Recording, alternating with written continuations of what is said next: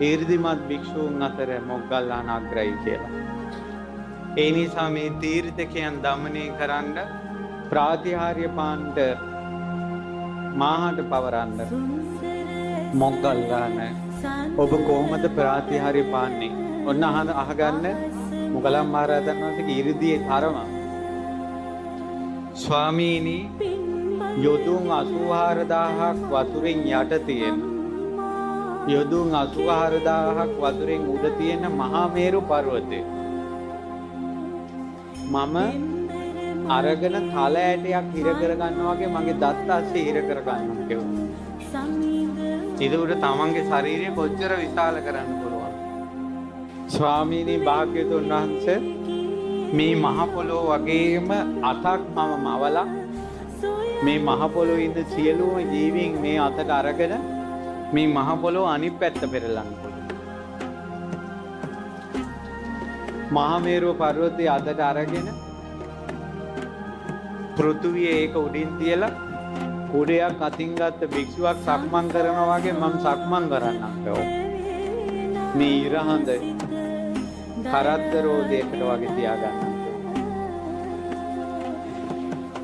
මේ වලාකුළකින් වැසී ඇති ඉර මඩල අද ඔය ලැජ්ජාවට වැහිලා වගේ මොගලන් මහරහතන් වහන්සේ මෙහෙම අතින් ස්පර්ශ කළා. මේ ඉර මෙහෙම ඇල්ලුවා අතින්. සඳ මඩල මෙහෙම අතින් ඇල්ලුවා. ස්වාමීනි භාග්‍යවතුන් වහන්සේ මේ මොග්ගල්ලානට ප්‍රාතිහාර්ය පාණ්ඩ දෙන්න කිව්වා.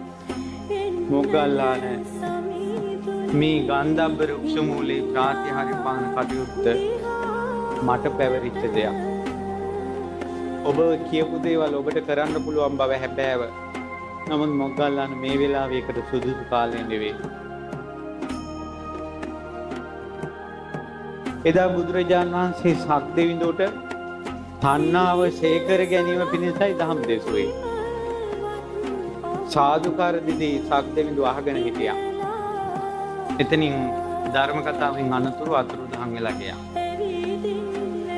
අපගේ මහා මොගලන් මහරහතන් වහන්සේට හිතුණා මේ සක්‍ර දේවේන්ද්‍රයා මේ ගැඹුරු බණක් ඇහුවේ ඇත්තටම මේ සක්‍රයට මේක තේරුණාද දන්නේ. මෙයාට මේ බණ තේරුණාද කියලා මම අහන්න ඕන කියලා. බුදුරජාණන් වහන්සේ ගාවෙන් අතුරුදහන් වුණා. වෛජයන්ත ප්‍රාසාදේ ළඟ පහළ වුණා. වෛජයන්ත ප්‍රාසාදය කියන්නේ ඒ ප්‍රාසාදයේ වහලවල් 1000ක් තියෙනවා. කොත් 1000ක් තියෙනවා. අනිකර මැණික් වලින් තියෙන්නේ. ස්වර්ණ රත්තරන්ෙන් කැටයම් කරලා තියෙන්නේ සක්දෙවිඳුගේ මාලිගාව. වෛජයන්ත ප්‍රාසාදයේ විජයොත්පහය සිංහල වචනේ විජයොත්පහය සුරාසුර යුද්ධෙන් ජයගත්ත නිසා සක්දෙවිඳුට මාලිගාව පහළ වුණේ. මොගලන් මහරහතන් වහන්සේ පහළ වෙනකොට සක්දෙවිඳු දිව්‍ය අක්ෂරාව ටිකත් එක පිරිවරාගෙන ඉන්නවා. මේ දැන් ටිකකට කලින් බණ අහපු කෙනා මේ දිව්‍ය අක්ෂරාව මැද මොගලන් මහරහතන් වහන්සේ වඩිනවා දැකලා සක්දෙවිඳු ගිහිල්ලා වන්දනා කළා.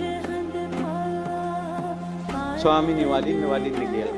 සක්දෙවිඳුනි මම පැමිණි බුදුරජාණන් වහන්සේ ගාම්භීර ධර්මයක් තණ්හාව ඡය කිරීම ගැන වදාළේ. ඔබට ඒක කොහොමද වැටහුනේ? අනේ ස්වාමීනි ඒක මට තේරුණා. අනේ වඩින්නකෝ. මේ මාලිගාව රත්තරන්. බිම තනිකර මැණික්. මේ ආසනේ පලිඟු. මේ ආසනේ වෛරොණි. බොහොම හොඳයි සක්‍ර දේවේන්ද්‍රේ.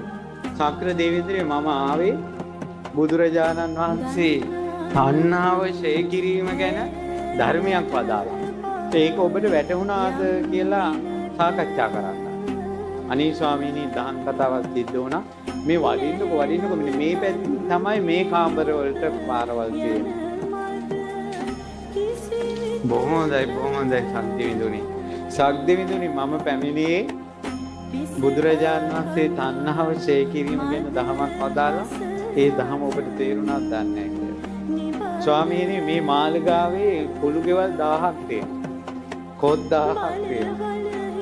මොගලන් මහරහතන් වහන්සේ කල්පනා කළා මේ සක්කරයා මේ මාලිගාව ගැන මං කියන්නේ.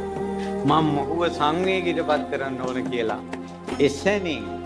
එසැනින් මුගලන් මහරහතන් වහන්සේ වෛජයන්ත ප්‍රාසාදයෙන් එළියට ඇවිල්ලා වෛජයන්ත ප්‍රාසාදයේ පාදමට මහපොට ඇඟිල්ලෙන් ගැහුවා. මහපොට ඇඟිල්ලෙන් තට්ටු කරනකොට මේ වෛජයන්ත ප්‍රාසාදයේ කම්පා වුණා. සෙලවෙන්න ගත්තා. තොටිල්ලක් වගේ හිත මේක සෙලවෙන්න ගත්තා. දිව්‍ය අප්සරාවෝ යටි ගිරියෙන් ගැහුවා. ඒ මාලිගාව ඇත්තේ දිව්‍යාංගනාව කී දෙනෙක් ඉන්නවද? 16 ලක්ෂයක් විතර ඉන්නවා. අම්මෝ කියලා. සක්ෂ දේන්ද්‍රයා 16 ලක්ෂයක් එක හඳින් යටිගිරියෙන් ගෑ ගහනකොට මුළු දිව්‍ය ලෝකෙම කම්පා වෙලා. බවලතුන්ගේ කෑ ගහිල්ලක් දන්නවනේ. ලෝමු දැහැ ගැන්නුණා. ශක්තිවිඳු මුගලන් මහරහතන් වහන්සේ ළඟ වැඳලා ඇහුවා ස්වාමීනි අර ඉස්සලා අහපු ප්‍රශ්නේ මොකක්ද කියලා. දැන් තමයි ඒක ඔළුවට ආවේ. තණ්හාව ගෙවා දැමීම ගැන දහම අසද්දී. ඒ ගැන ප්‍රමාද වූ ශක්තිවිඳුව සංවේගයට පත් කරන්න.